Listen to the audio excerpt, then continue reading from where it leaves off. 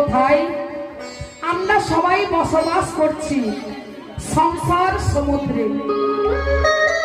এই সংসার সমুদ্রে প্রত্যেকটি মানব দেহ এক একটি তরণী।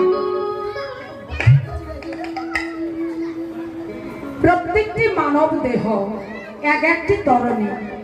আচ্ছা মা বলছে এই দেহ তরণী কেমন করে হবে? তুমি বললে যে যা আছে বিশ্ব ব্রহ্মাণ্ডে তা আছে আমাদের এই দেহ ভাণ্ডে। যদি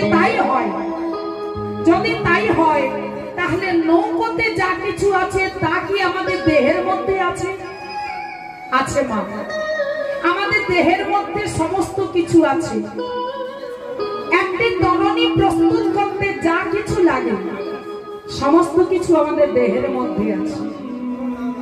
একটি তরণী প্রস্তুত করতে